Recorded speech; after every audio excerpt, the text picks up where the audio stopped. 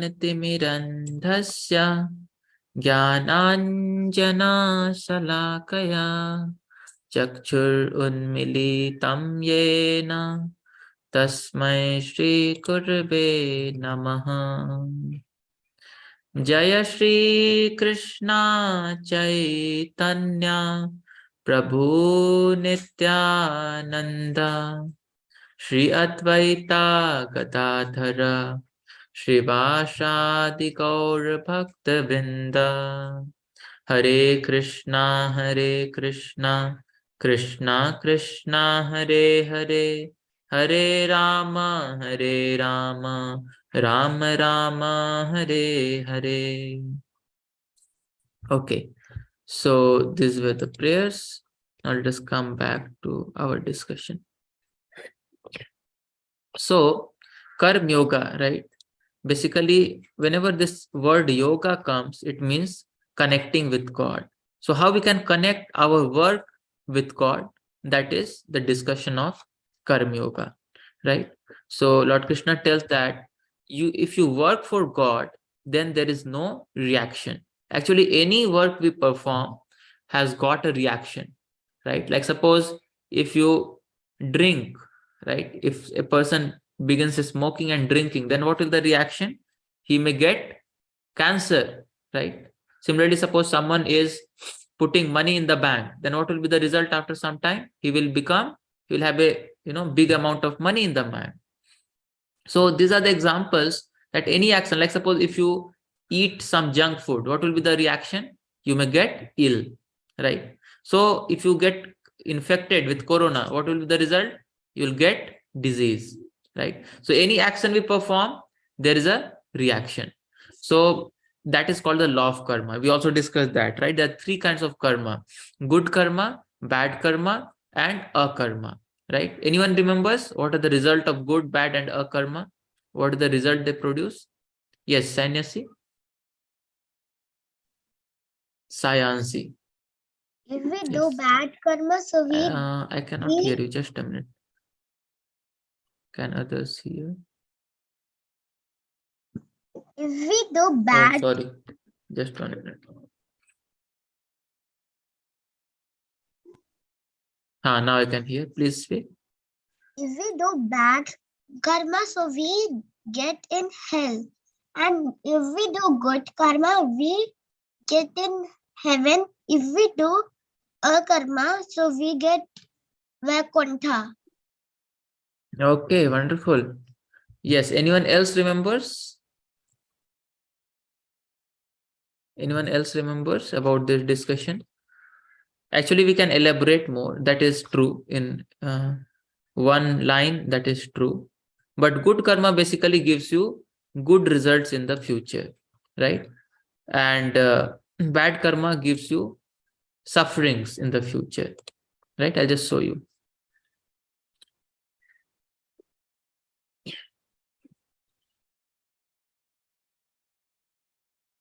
Just like you see that someone is very beautiful, very handsome, very educated, very rich. That means he must have done good karma in the past, right? Similarly, if there's suffering condition, ugly, poverty stricken, he is not educated, that means he must have done bad activities in the past, bad karma.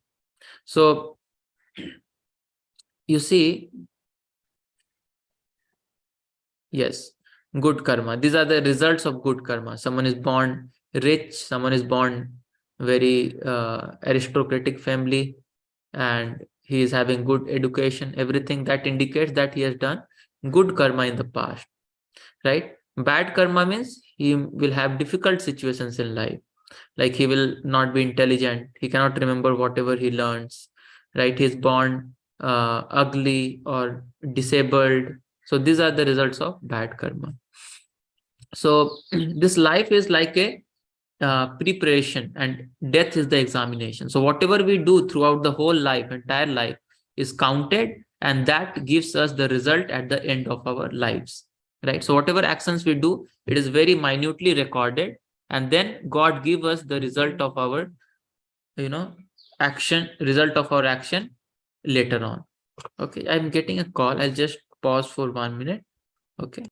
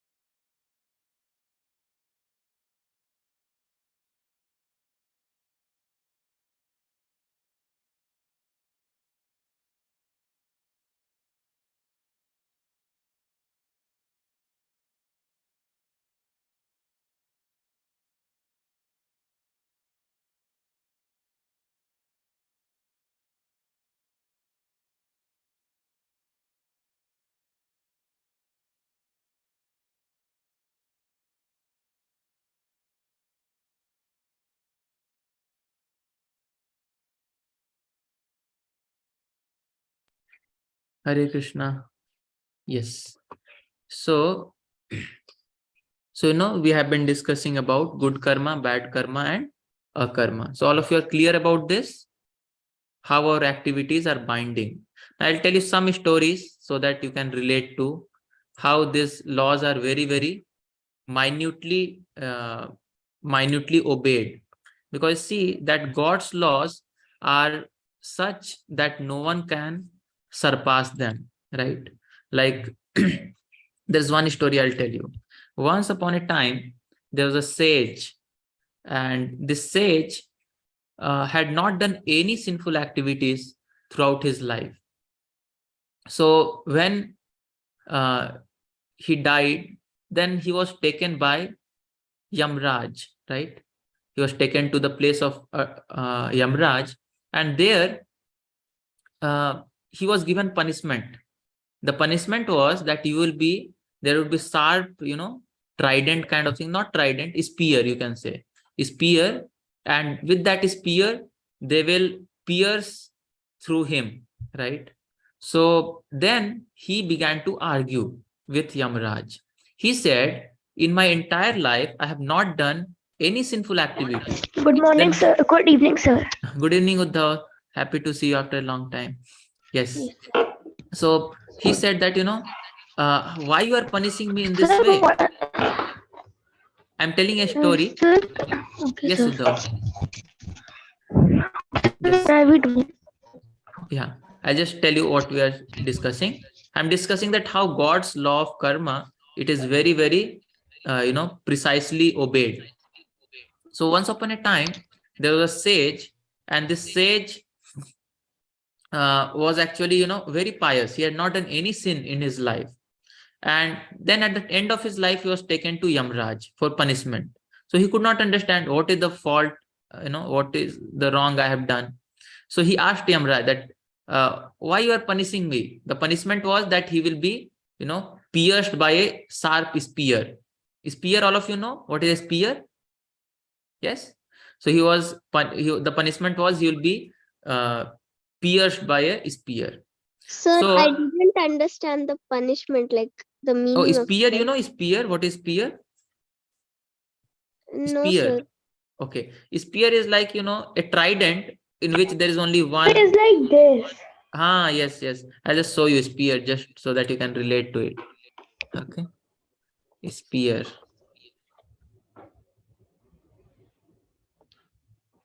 Mhm. So all of you can see this is a spear. Huh? Now you understand? Yes. Yes, sir. Yes, sir. Yes. So this is spear. So he was given punishment that he will be uh, pierced by this spear. So he was unable to understand that what is the fault I have done, because the law of karma says that we get reaction for our sinful activity. So what is the sinful activity I have committed? I don't remember I have done anything wrong entire life. So then Yamraj told that you don't remember, but when you were a small child, then at that time you pierced some small ants using a grass. Children do that, isn't it? They Sir, would. sir, story. But sir, sir, it is allowed, sir. When we are 13, sir, then it is not allowed. So I'll tell you, yes, what is that is what he said. So he said that, you are, this is not fair. You are punishing me for something. When I was a child, I did something for my childhood criminality. You are punishing me like this. You have no sense. Therefore, I curse that you become a, low class man.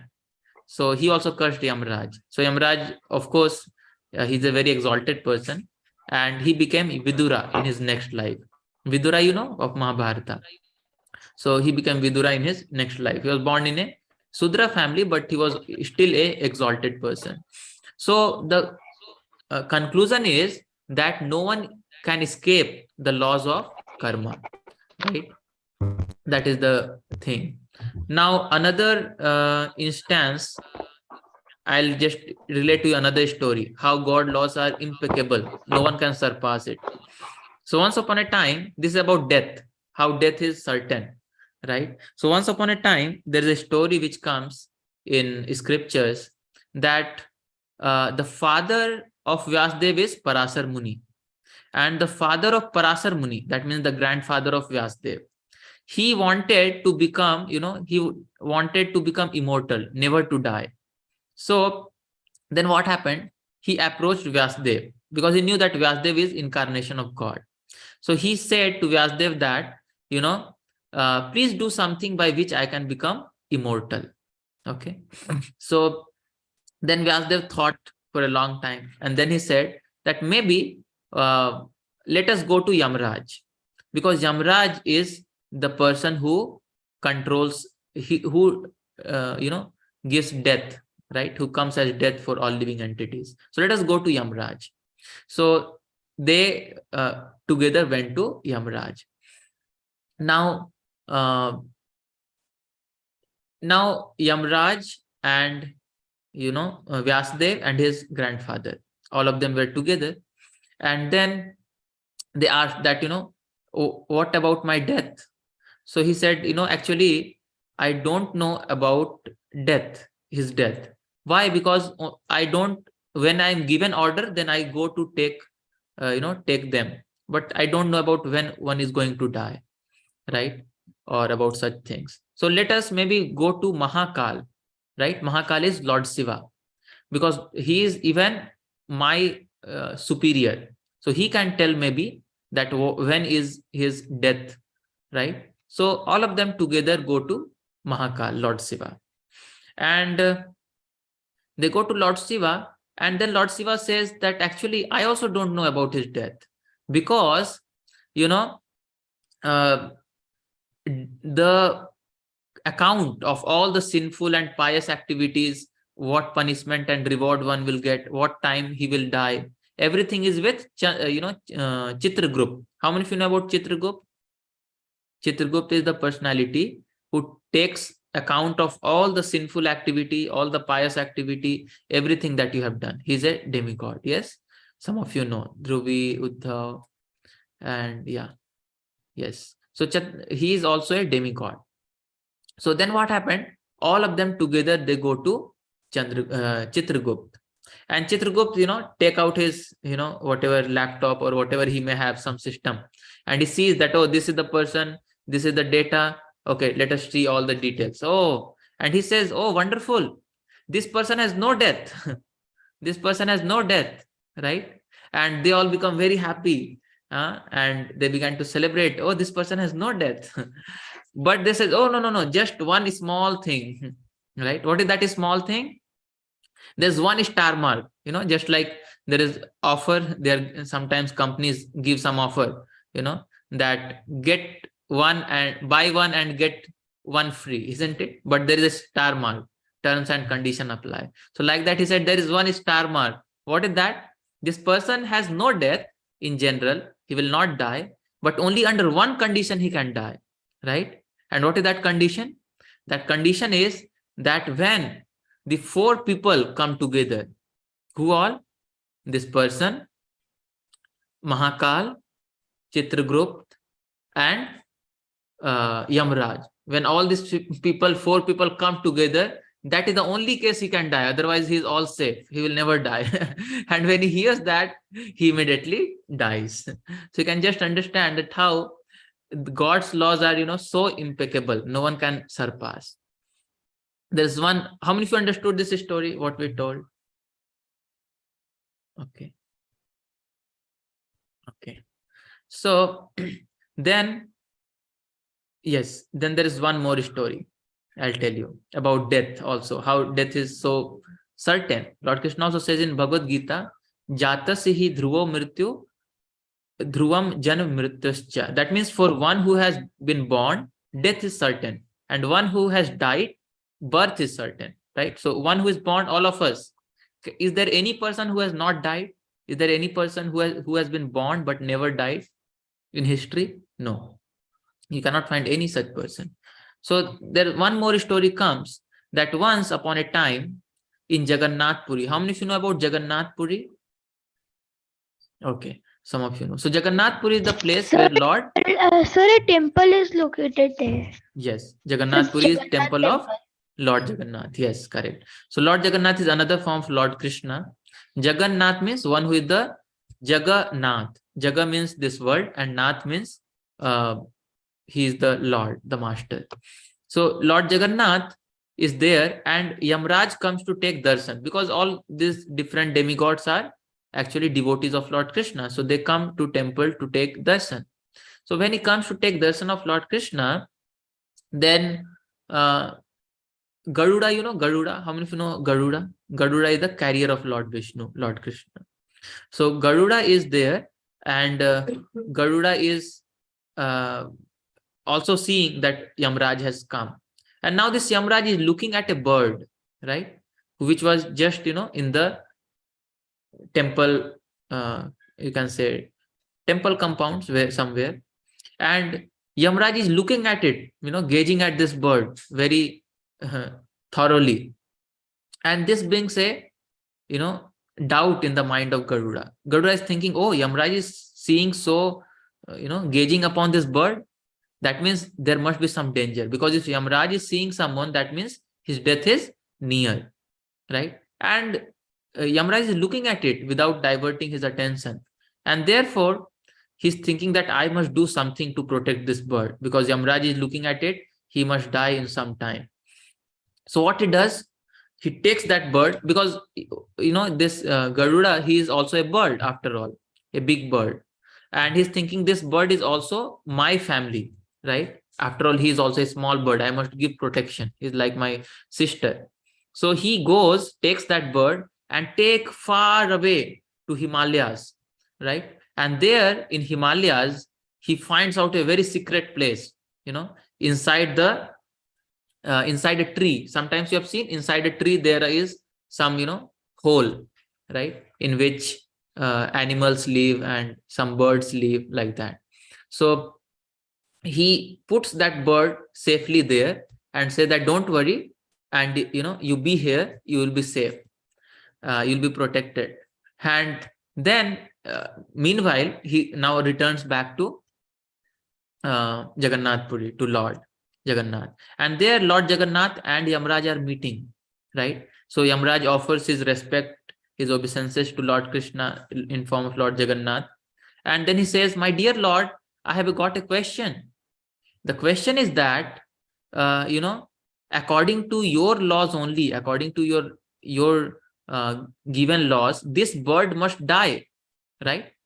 And she must die very far off in Himalayas. But I see that this bird is here, in your temple. And as long as she is here, I cannot take her, right? Because this is your place, this is your temple. I cannot take her back, from this place. So how is this going to happen? And the Lord smiles, don't worry. And by the time Garuda comes back and he says, yes, I have successfully placed the bird very far off in the Himalayas, and she's safe now. And then both Lord Jagannath and Yamraj smiles. And what happens is, this bird was destined to, actually, Yamraj says that this bird was destined to die being eaten by a snake in that hole, right? And he was unable to understand how this is going to happen. But God's laws are impeccable. No one can, violate them, like that. So something which is going to happen, it must happen. So therefore, we are seeing here why we are discussing this about the law of karma. That, law of karma is very, very accurate. It is not that, anyone can escape it. Whatever one does, one cannot escape it. Whatever things we do, even if we kill an ant, we have to be responsible for it, right? Even, like that. So whatever things we do, as you sow, so you shall reap. That is the conclusion. Whatever pain we give to others, it will come back to us. So therefore, we should be very, very careful, right? That we should not needlessly harm other people, other animals, like that. We should know that we will be responsible for it, right? The modern philosophy is, just do whatever makes you happy. But this is not the right thing, right? For every action, you are accountable. For every action you are doing, you will be punished or rewarded. So keeping that in mind, we should be very, very careful. You see that in modern civilization, people, kill animals, they kill babies in the womb, abortion and animal killing. So many things are happening, right? So this is very, very sinful, and we'll be, responsible for it, and we'll have to suffer it, right? Like that. So how we can get out of this cycle of karma, right? Cycle of good and bad. That is by akarma. When we do some activity for pleasure of Supreme Lord, right? So then it is beyond the cycle of karma, right? It does not give us any good or bad result, but it takes us back to spiritual world, right? Like a soldier which is fighting for, government, he does not become implicated by killing the enemy soldiers, isn't it? Rather, he may be even given awards, isn't it? So similarly, when we work for Krishna as per the instruction of Krishna, so whatever we do, like suppose you make flower garlands, or you tell people about God, or even if you fight like Arjuna was fighting for God, so even if you do all these activity which may apparently be bad, but you will not get any bad reaction, right? Because you are protected by the Supreme Lord. So this is the thing we discussed. And who is observing our activity? You may say that who is seeing our activity? It is the super soul. All of us has got God in our heart. That is called super soul, Paramatma. And he sees the good and bad, all our emotions, everything, right? So sometimes people say that, I am a good man. Why bad is happening in my life? Because that is the past. In the past, you must have done that. Therefore, it is coming now. So till these things we had discussed. Sir, you were about to tell a story about a king who became a lizard. Oh, I'll not tell. This is to tell that good and bad karma does not cancel each other. Like suppose a person thinks that, I have done some murder, suppose, okay? Now what I'll do is, maybe I'll help 100 people. Will that cancel the effect of killing one person? What do you think? No, sir. Yes or no? What is your opinion? No, sir. No, sir. No, the answer is no. Both will be given separately. The punishment will be given separately, and the reward will be given separately. So God laws are, impeccable. Whatever you deserve, that is given. But one thing is there, that Lord Krishna says that if you surrender to God, then God can take all the sins also. So you will not have to suffer for the sins that you have performed in the past, right? So I'll just show you that verse which tells about that. That is the very famous sloka of Bhagavad Gita, right? This is Bhagavad Gita 18.66, very famous sloka in Bhagavad Gita, in which Lord Krishna says that if you, this verse will recite this, okay? How you can get away from your sinful activity also. Like suppose you have killed so many ants, so many flies, insects, everything you might have done, and you may be fearing I'll get the reaction for everything. But if you surrender to the Supreme Lord, then what will happen? He will take, Lord Krishna will take all those sinful activity, and you will not have to fear. Okay, so first we'll read the meaning, and then all of you can recite the sloka. Can someone read this translation? Yes, Chirag can do. Yes. Abandon all varieties of religion and just surrender unto me. I shall deliver you from all sinful reactions. Do not fear. Yes. So Arjuna may be thinking that, if I kill my,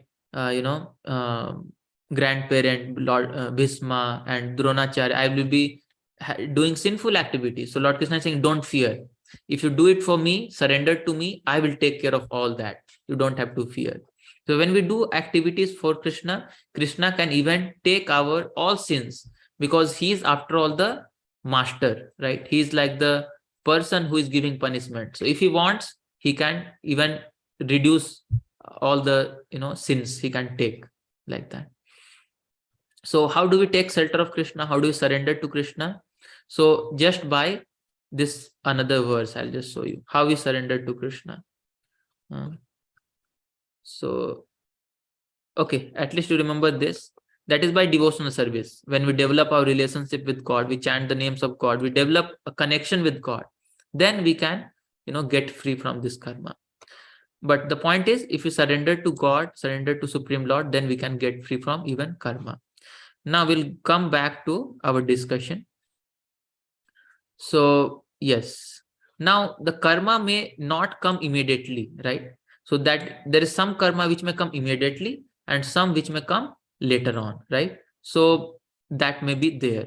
So I think we discussed that. Like suppose I'll show you one instant karma.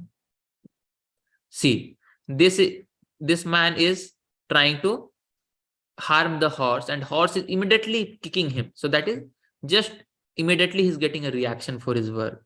But suppose like a man, this two ladies, one slap and another one also slap. So instant reaction in few moments. A thief has done some wrong, some stealing, but he may not be immediately caught, maybe few hours later, isn't it? And then beaten up, right? If you eat something bad, maybe the result may come next morning. So you can see how there is a delay in the reaction. It is not coming immediately, right? And if a murderer is clever, he may escape even maybe say few months, years also. If you don't study, the reaction for that will come maybe after a year when you get your results, isn't it? And if you just waste your money, the result may come in the retirement time, maybe after 30 years. You squander all the money, and when then it is time to retire, you don't have any money, right? So can you understand that the karma may not come immediately, but there is some gap. But that does not mean that I have escaped the punishment. Every action is taken into account, right? So should I tell you the story of Dhritarashtra? So, Sir, okay. Yes. I joined right now, sir. So what were you discussing? Oh, actually, we are discussing about, law of karma, all the three, good, bad, and akarma, how we can get free from cycle of karma by surrendering to the Supreme Lord, right? And all the laws of karma are very, strict.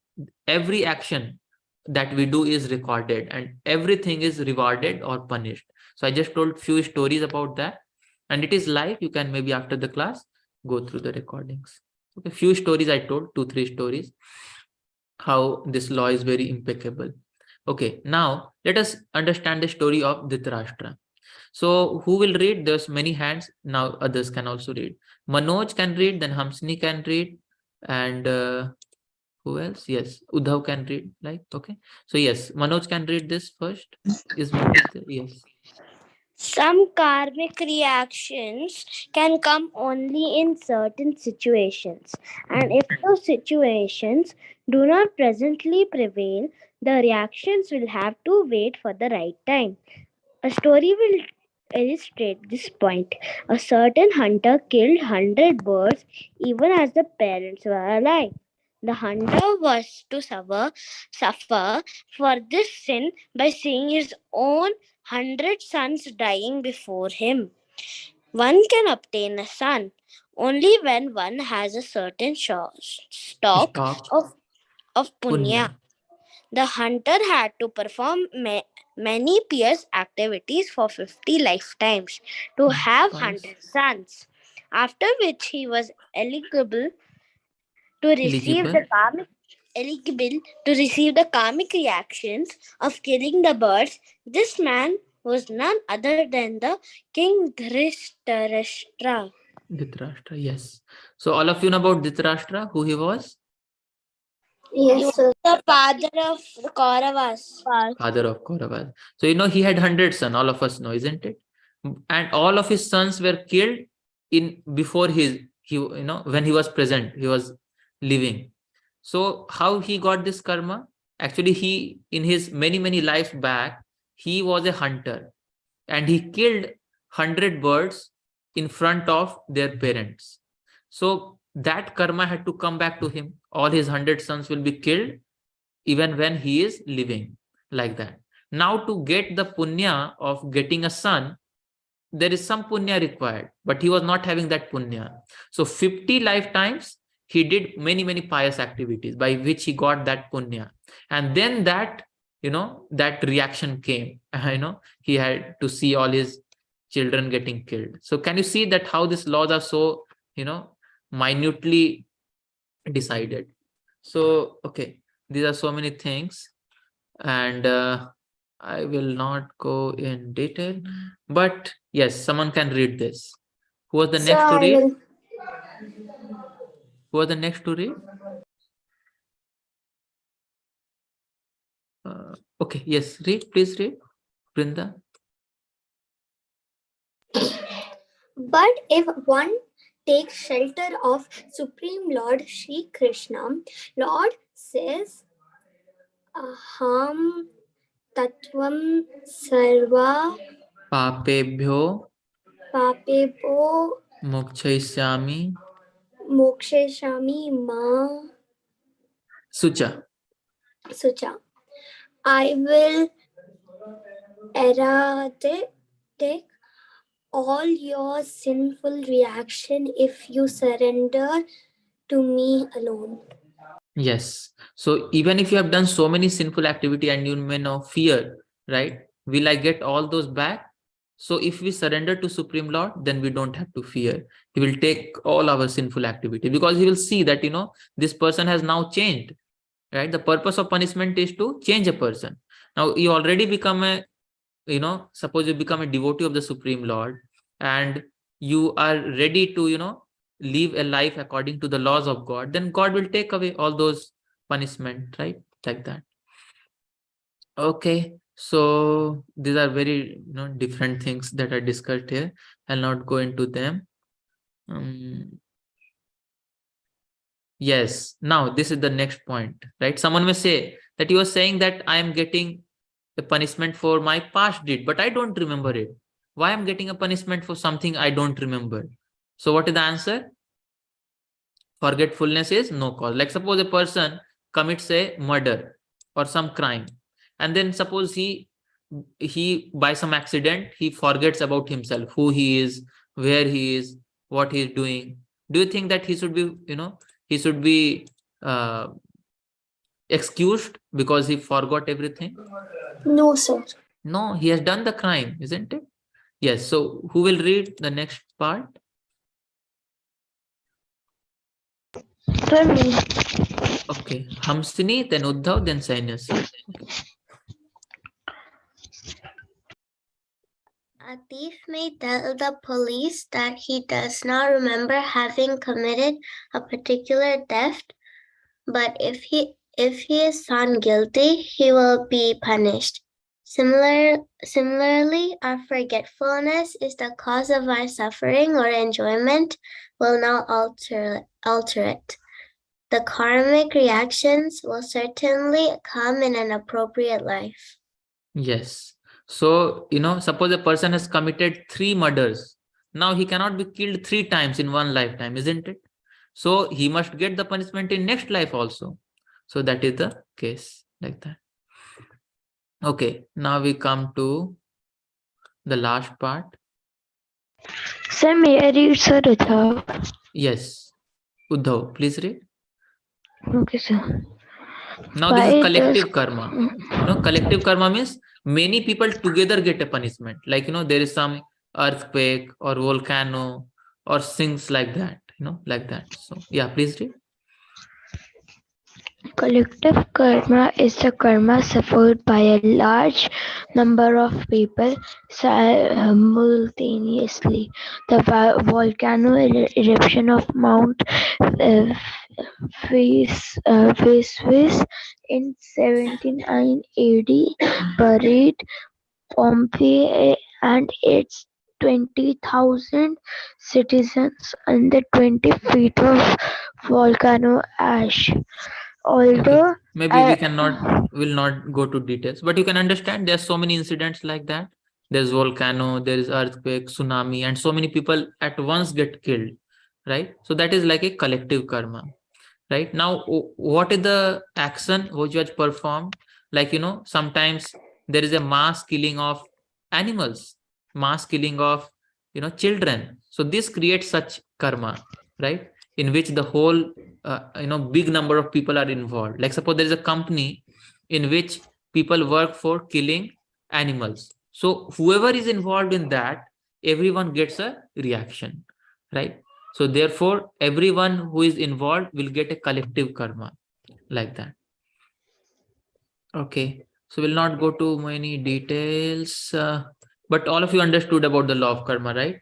And how to become free from karma and reincarnation. Yes, Uddhav, you can read this. Okay, sir. Just as a cashier counting money for bank may give loans and accept big sums on behalf of the bank, but he is aloof from it. Uh, the moment he meddles with the Middles with the money money. meddles with the money for own purpose, he will be punished. Similarly, the living entity who works on behalf of Krishna, the head of universal government, is not subjective to law of karma. Yes. So you can understand that, Yes, sir. a cashier, he is counting so much of money, right? But he is not getting that money, isn't it? He just on behalf of government, he's taking and giving money, right? If he use that money for himself, he will be punished. Similarly, if you work for the Supreme Lord Krishna, then we are not subject to karma. Like Arjuna was killing all the army for whom? For Krishna. Krishna told. So he was not subject to the punishment, right? Similarly, if we do our activities for God, then we can remain like this, water. You can see water. Water is here and it is aloof, isn't it? It is not touching the leaf, isn't it? Similarly, we can live in this material world, but will not touch this material world if we do activities for Supreme Lord, like reading books like Bhagavad Gita, chanting the names of God, eating food which is offered to God. Then we become free from karma, right? And at the end of our life, we'll go back to the spiritual world, right? Like that. So now we'll go back to our discussion that we're doing. And yes, so this is the last thing, desire, right? Now we had discussed till now about karma. Now next point, which Arjuna is asking, that my dear Lord, there's sometimes situation in which I am forced to do something which I don't want. All of you have also got some situation like that, when you don't want to do something but your mind forces you to do that. Can you tell some such incident in which you don't want to do something bad but you are forced to do that? Yes, what do you think? Any example can you give? Like one example I'll give. Like suppose I don't want to tell a lie, okay? But then what happens? Suppose I uh, I eat something, okay? And I know that if I tell the truth, then they may chastise me. Then what I'll do? I'll tell mother that no, I have not eaten it, isn't it? This happens. Suppose it happens in our lives. So there's some situation in which you don't want to do something, but you're forced from within. Similarly, suppose a child, he does not want to uh, say become angry, but still when such situation come, he's unable to control himself. So how does that happen? So that is what Arjuna is asking, right? So Arjuna's question is, why does one do sinful acts, isn't it? So Krishna's answer is because of bad desires and anger, right? So these are our enemies, right? Lord Krishna will tell later on that this is our greatest enemy. We consider that our enemy is that person or this situation, but our actual enemy is our bad desire, because the bad desire are within us only, right? And it make us do bad things, right? So how do this bad desire cover people? It cover people in three ways, right? Three levels, you can say. There are some people who are like not so much affected, like fire covered by smoke. Fire is easily visible, you can see. Smoke cannot cover the fire much, right? Mirror covered by dust, it is also not much covering, because if you just put your hand, it will become clean. But embryo covered by womb means it is very much covered. Embryo, when it is covered by womb, you cannot see the child inside, isn't it? So similarly, the bad desires may cover a person like this. So some people, their bad desires are not so much, so they can easily overcome them and they can exhibit their good qualities, right? Then there are some people for whom the bad desires are little stronger, right? And for some people, bad desires are so powerful that even if they want to do something good, they cannot come out of it. Okay, so in this regard, I want to show you a video, okay, and about good dog and bad dog, and then we will just conclude the class with the prayers. So let me just show you that good dog and bad dog. All of us have got good dog and bad dog within us, right? And what we have to do is to feed the good dog. Then automatically our bad dog will uh,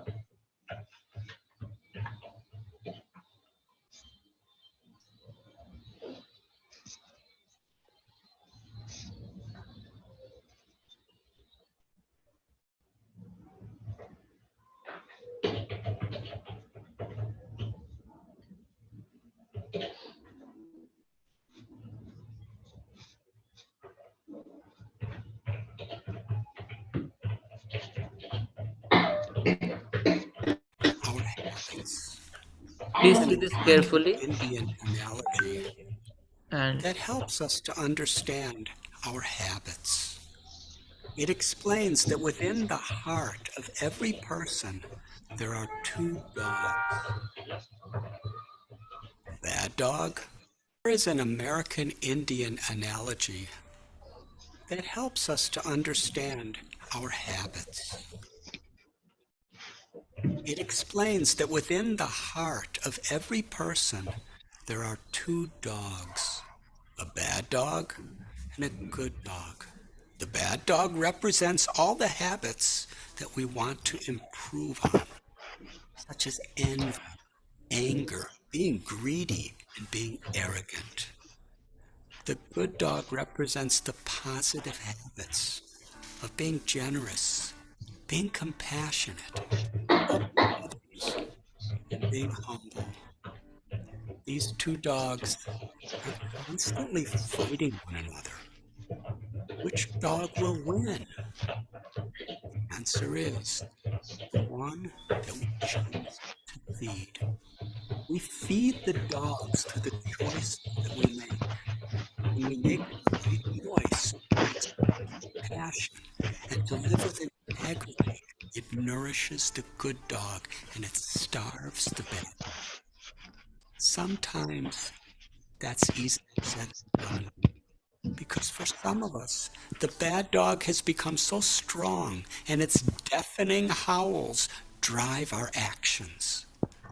Meanwhile, the good dog, weak and undernourished, is only a whimper in the corner of our consciousness. This is how our habits and addictions are developed. It is said that bad habits are like soft beds, easy to get into and hard to get out of. When we've chosen to feed the bad dog for many years, often the good dog doesn't even have the strength or will to fight. Many of us may experience this in our lives. A habit we want to break, one we've tried for so long to overcome, but somehow we can't find the strength or will to conquer it. But there is a resolution to this. We simply have to start feeding the good dog. Give him the courage and confidence to fight again through the small decisions we make. At each moment, life hands us the choice to be cruel or kind, dishonest or truthful, greedy or giving, vengeful or forgiving, hopeless or hopeful, to be with enlightened people who lift our spirits, or to be with those who bring us down. We just have to choose to feed the good dog. Studies have shown that addictions form in our childhood where a certain mindset has formed. They take such a hold that we feel almost powerless to resist them. Remember, we always retain the freedom to create new intentions, new habits, and even break through addiction. The company we choose is crucial, as is the choice to value the joy of giving. The decisions of our past have shaped our current lives. But please remember that the decisions of the present can determine our future.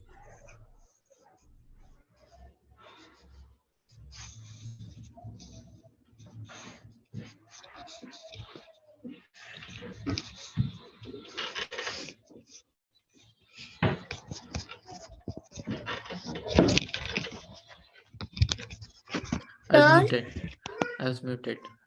So yes, can you understand that? Yes, Okay. Yes, So the point is that we'll just end it. The point to be, noticed is that, our desires are, both good and bad. We have good dog within us and bad dog within us. And our good desires may get covered by the bad desires, right? And that is our enemy. So Lord Krishna will discuss more about it, how it is our enemy. We have so many bad desires within us, isn't it? Greed, envy, jealousy, unsatisfaction. And all these bad desires are situated in our, mind, right? In our mind, in our senses, in our intellect, and they are driving us to do different. So how to conquer that, how to overcome that, that we'll discuss in the next class. And then also we'll conclude this third chapter and begin the next chapter. So thank you all of you for joining today. We have 2 minutes. We'll just chant the Hare Krishna Mahamantra before the next class begins. Okay. So all of you can also join. We'll chant together. Jai Krishna Chaitanya Prabhu Nityananda Shri Advaita Gadadhar Srivasadi Gaur Bhakta. We'll chant together. All of you can also chant.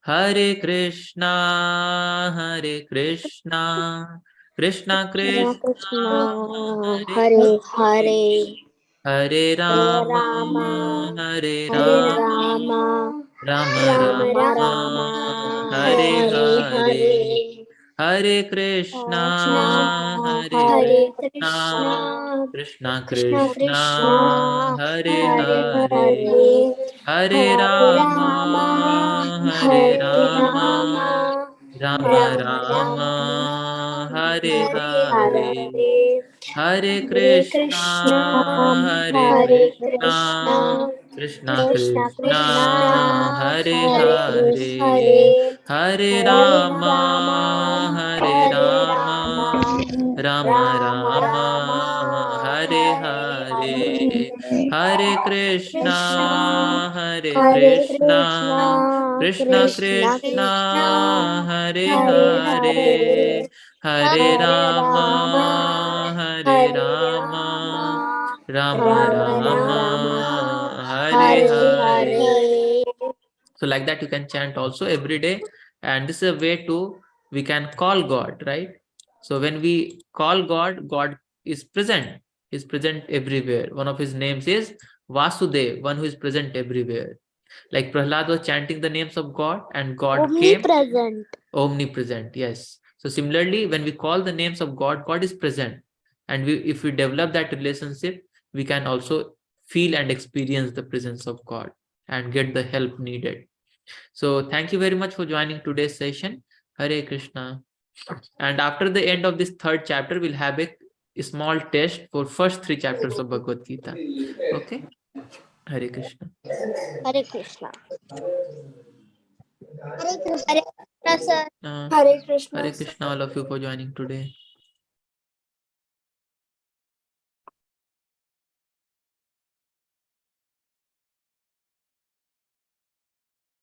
So now there's another class which Ansu sir will be taking. So he's there.